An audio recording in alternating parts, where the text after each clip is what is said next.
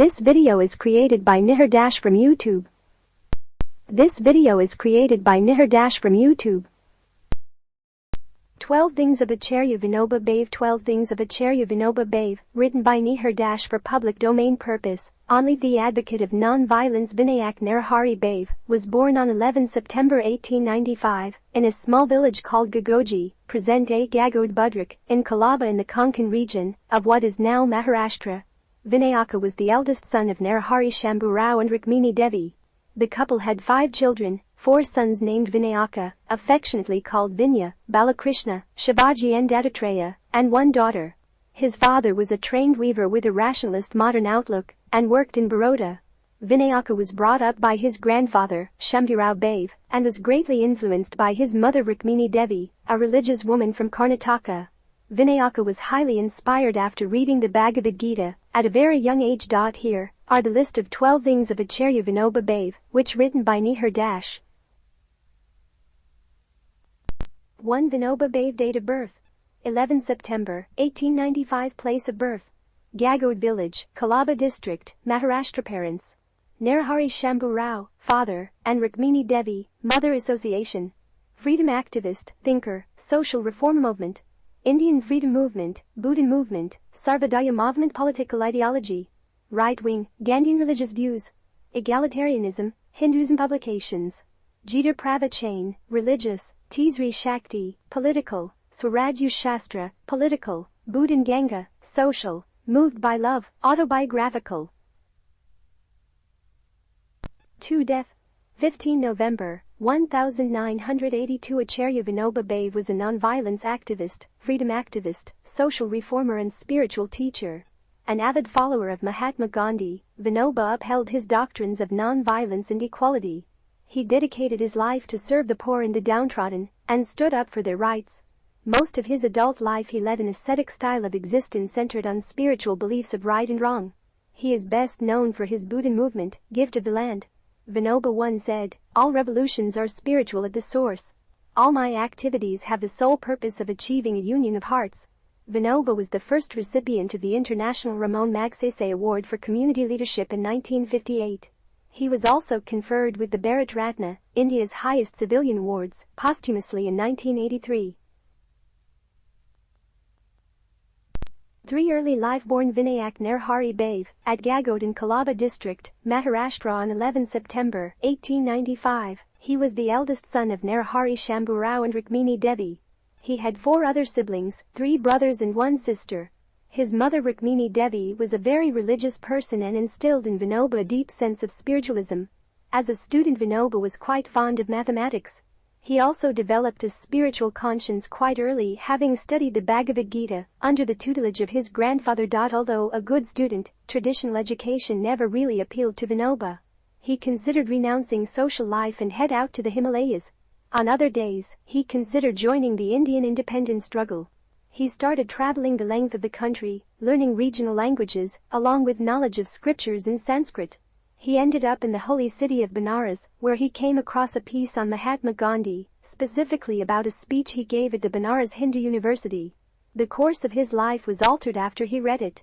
He burned his entire school and college certificate on his way to Mumbai in 1916 to appear for the intermediate examination. He started corresponding with Gandhi, who, being impressed with the 20-year-old Vinoba, invited him to Kakrab Ashram in Ahmedabad. Vinoba met Gandhi on June 7, 1916, and took residence at the ashram. He dutifully participated in all the activities at the ashram, leading an austere and sparse life.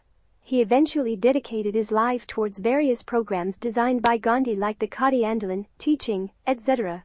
The name Vinoba, a traditional Marathi epithet signifying great respect, was conferred upon him by Mama Phadke, another member of the ashram. 4. Association with Gandhi. Vinoba was attracted towards the principles and ideologies of Mahatma Gandhi, and he considered Gandhi his guru, from both political and spiritual point of view. He followed Gandhi's leadership without question. Over the years, the bond between Vinoba and Gandhi grew stronger, and his involvement in constructive programs for the society kept increasing. In a letter to Vinoba, Gandhi wrote, "I do not know in what terms to praise you. Your love and your character fascinate me, and so does your self-examination. I am not fit to measure your worth. I accept your own estimate and assume the position of a father to you. Vinoba spent a better part of his life in the ashram set up by the leader, carrying out the various programs designed by Gandhi. On April 8, 1921, Vinoba went to Wardha to take charge of a Gandhi ashram there under the directives from Gandhi. During his stay at Wardha, Bhave also brought out a monthly in Marathi, named Maharashtra, Dharma. The monthly comprised of his essays on the Upanishads. His political ideologies were directed towards principles of peaceful non-cooperation in order to attain freedom. He took part in all the political programs designed by Gandhi and even went to participating in the same. He believed in Gandhi's social beliefs like equality among Indians and various religions. 5. Role in freedom struggle. Under the influence of Mahatma Gandhi, Vinoba also got involved in the Indian freedom struggle. He took part in programs of non-cooperation, and especially the call for use of Swadeshi goods instead of foreign imports. He took up the spinning wheel churning out khadi and urged others to do so, resulting in mass production of the fabric. In 1932, accusing Vinoba Bhave of conspiring against the British rule, the government sent him to jail for 6 months to Dhulia. There, he explained to fellow prisoners the different subjects of Bhagavad Gita in Marathi. All the lectures given by him on Gita in Dhulia jail were collected and later published as a book. Till 1940, Vinoba Bhave was known only to the people around him. Mahatma Gandhi, on 5 October 1940, introduced Bhave to the nation by issuing a statement. He was also chosen as the first individual satyagrahi, an individual standing up for truth instead of a collective action, by Gandhi himself. 6. Social work. Vinoba Bhave worked tirelessly towards eradicating social evils like inequality. Influenced by the example set by Gandhi, he took up the cause of people that his guru lovingly referred to as Harijans. It was his aim to establish the kind of society that Gandhi had envisioned in an independent India.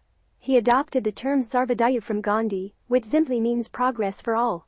The Sarvodaya movement under him implemented various programs during the 1950s, the chief among which is the Buddha movement.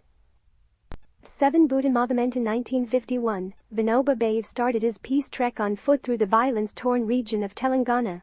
On April 18, 1951, the Harijans of the Pochampalli village requested him to provide them with around 80 acres of land to make a living. Vinoba asked the landlords of the village to come forward and save the Harijans. To everybody's surprise, a landlord got up and offered the required land. This incident added a new chapter in the history of sacrifices and non-violence. It was the beginning of the Buddhan Give to the Land movement. The movement continued for 13 years, and Vinoba toured the length and breadth of the country, a total distance of 58,741 km. He was successful in collecting around 4.4 million acres of land, of which around 1.3 million was distributed among poor landless farmers. The movement attracted admiration from all over the world and was commended for being the only experiment of his kind to incite voluntary social justice.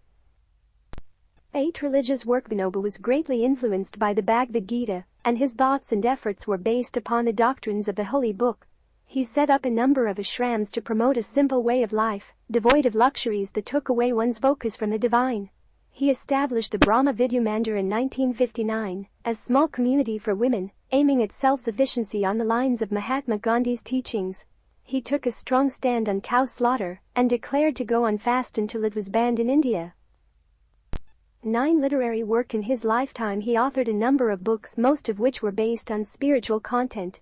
He had command over multiple languages including Indian regional languages like Marathi, Telugu, Gujarati, Kannada, Hindi, Urdu, apart from English and Sanskrit.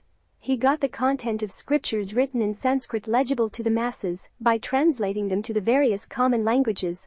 Some of the books written by him are Swarajya Sastra, Jita Pravachan, Tisri Shakti or the Third Power, etc. 10. In November 1982, Vinoba Bhave fell seriously ill and decided to end his life. He refused to accept any food and medicine during his last days. On 15 November 1982, the great social reformer passed away. 11. Awards. Vinoba Bhave was the first international figure to receive the Ramon Magsaysay Award in 1958. He was awarded Bharat Ratna posthumously in 1983. 12. Criticism. Vinoba Bhave received serious brickbats in 1975 for supporting the state of emergency imposed by the then Prime Minister Indira Gandhi. Bhave advocated that the emergency was required to teach people about discipline. According to many scholars and political thinkers, Vinoba Bhave was a mere imitator of Mahatma Gandhi.